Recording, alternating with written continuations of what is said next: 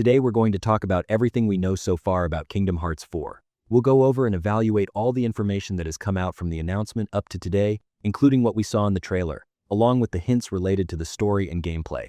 But before we get into the video, I really need to say something. Come on, guys, you watch the videos, but why aren't you liking them? I look at the analytics, for example. An 8-minute video gets an average watch time of 6 minutes, which means most people are watching almost all the way to the end. But against 6,000, 7,000 views, there are only 50-60 likes. I'm not saying anything to the people who don't like the video. Of course you don't have to like it.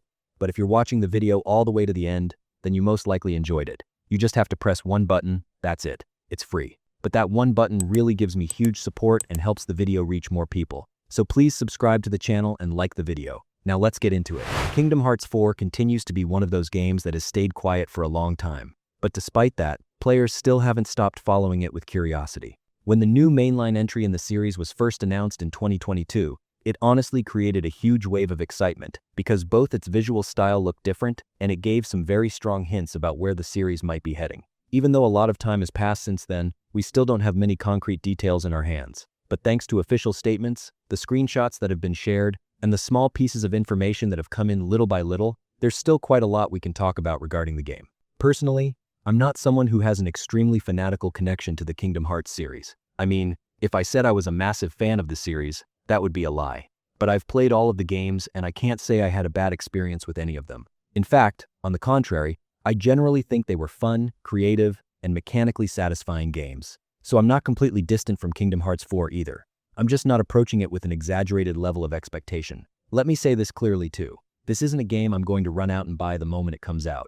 I'm more the kind of person who will look at people's first reactions, follow the reviews, see the Metacritic averages, and try to understand the general mood of player feedback. If the game really comes out as something strong, successful, and worthy of expectations, then I'll most likely give it a chance too, just like I did with the other games. In fact, if it turns out well, I won't just play it and move on. I'll also make a detailed review of it on the channel. Actually, the reason I approach it this way isn't because I'm negative toward the series. Quite the opposite.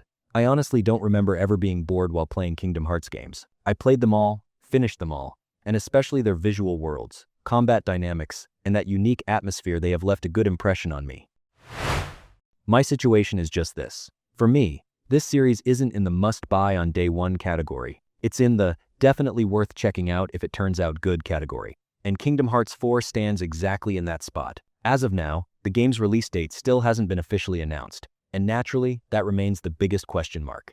It was said that the game was in the early stages of development back in 2022, and after that there was a long period of serious silence. However, in 2025, when Square Enix announced that Missing Link had been cancelled, they also clearly confirmed that work on Kingdom Hearts 4 was continuing. Later on, Tetsuya Nomura also said that the game was progressing well and that the schedule was going as planned. Those statements sound positive, but I still think the fact that no release window has been given is important. Because saying the game is progressing well is one thing, and saying the game is coming on this date is another. That's why even though 2026 release rumors are circulating, I'm not looking at that as a certainty at this stage. Yes, it could be possible, but without an official date, it doesn't make much sense to raise expectations too high. Especially when it comes to a big and complex series like Kingdom Hearts, Square Enix may stay cautious right up until the very end. The platform side also hasn't been finalized yet, but it's possible to make some logical predictions here. Square Enix has made it pretty clear lately that it's moving toward a broader multi-platform strategy.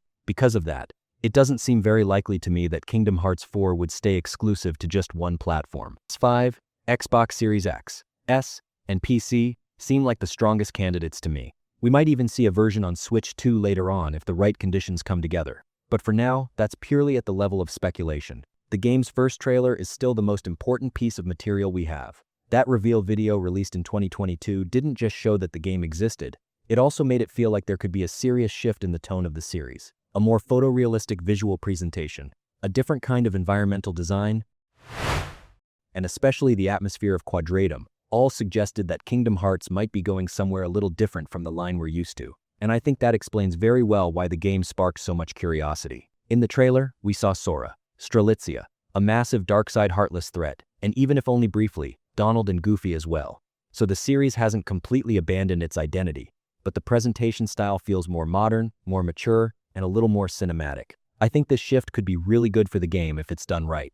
because Kingdom Hearts has already built a huge universe over the years, and telling that universe with a slightly more mature visual language could bring fresh energy to the series. On the story side, the most important thing we know is that Kingdom Hearts 4 will be the beginning of the new era called the Lost Master Arc. In other words, the Dark Seeker saga, which was at the center of the previous games, is now behind us, and the series is moving into a new main storyline. That could actually be a very important opportunity for new players, because Nomura said this game would carry a kind of reset effect and would be made more accessible so that newcomers wouldn't feel completely lost. Honestly, I think that's a very smart decision, because to be honest, the Kingdom Hearts universe has genuinely become extremely complicated over the years. For someone who doesn't follow the series regularly, understanding the plot, character connections, and timeline can sometimes become pretty difficult. Even as someone who has played all the games, I still feel the need to stop and think again about some details. So it's going to be very important for Kingdom Hearts 4 to both satisfy longtime players and offer a clearer entry point for new ones. The place that seems to be the center of this new era is Quadratum. This world doesn't seem to belong completely to either light or darkness, and it feels almost like another space built outside of reality itself. On top of that, with a design that resembles Tokyo's Shibuya district in real life, it looks like it could become one of the most distinct settings we've ever seen in the series. Even that alone explains why the tone of the game feels so different. It was also said that Quadratum would function like a kind of starting hub in the game. In other words, players will spend time there, then travel to other worlds, and return there again. That structure sounds pretty interesting, because it creates both the feeling of a central homeworld and a hub that could shape the game's overall rhythm.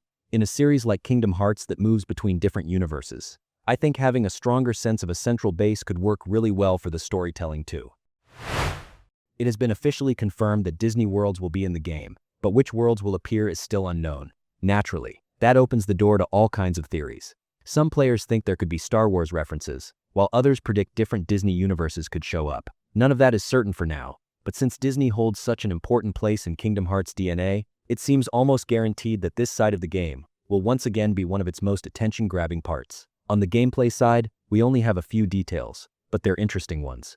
In the first trailer, it was shown that Sora moves more fluidly through the environment, that flow motion-like systems are returning, and that the classic structure of magic and close-range combat is still being preserved. So the series isn't completely breaking away from its roots. On top of that, the scenes where Sora uses the Keyblade chain like a grappling hook really stood out. That system could be important both for closing distance in combat and for increasing vertical movement throughout the environment. In the screenshots that were shared later, that freedom of movement became even more apparent. There were moments where Sora was balancing on chains, launching himself into the air, and interacting with the environment in a more physical way. It was also interesting to see a command labeled Build in the on-screen menu, alongside attack, magic, and item options. We still don't know exactly what that does, but small details like this suggest that the game could be bringing in some new ideas, not only visually, but mechanically as well. Another interesting detail was the way Mickey Mouse was positioned differently in one scene.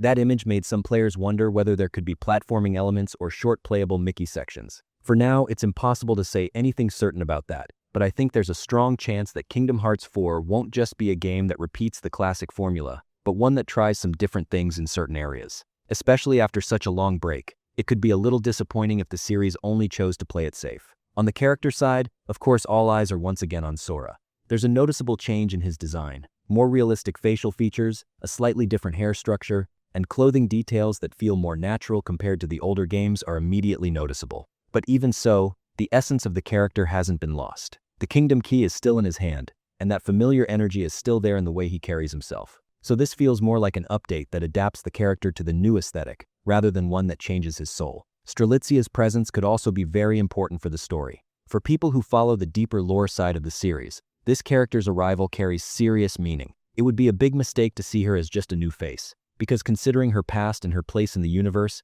it wouldn't be surprising at all if she takes on a very critical role in Kingdom Hearts 4's story. Even though I'm not someone who is deeply buried in the most fanatical lore side of the series, I still think characters like Strelitzia have a very high potential to add mystery and intrigue to the game. Another big question is whether Final Fantasy characters will return or not. In the first two main games, that side of the series was one of the most beloved elements, but in Kingdom Hearts 3 there was definitely a strong sense that something was missing in that area. Nomura hasn't said anything clear for now about whether Final Fantasy characters will return. I think the best possible approach here would be to bring them back not just for nostalgia, but in a way that actually contributes to the story. Otherwise, just showing their names won't really mean much. When I look at the overall picture, Kingdom Hearts 4 feels like one of those games that both sparks my curiosity and makes me stay cautious at the same time. It doesn't give the impression that it's going to be a bad game, if anything. On the contrary, its potential looks high. But for me, the deciding factor will be the new trailers we see closer to release, the gameplay details, and most importantly, the first reactions from players. If it gets strong reviews, if people are genuinely satisfied, and if the game firmly establishes this new direction, then I'll definitely play it too. Maybe that's actually the best part of it, approaching it not with huge expectations, but with a healthy kind of curiosity. Sometimes games like that surprise you even more. Maybe when Kingdom Hearts 4 comes out, it won't just end up being a good sequel, but a game that connects me to the series far more deeply than I expected. For now, the one thing that's certain is this. There are still a lot of questions about the game waiting for answers, but the pieces we do have clearly show that an attention-grabbing and high-potential Kingdom Hearts game is on the way. Yeah, so those are generally the most important details we know so far about Kingdom Hearts 4. So what do you think about this game? What kind of impression did the footage and information shared leave on you? Do you think the game can really make a big comeback, or could it struggle to meet expectations? Be sure to write your thoughts in the comments, and if you liked the video, don't forget to like the video and subscribe to the channel. See you in the next video.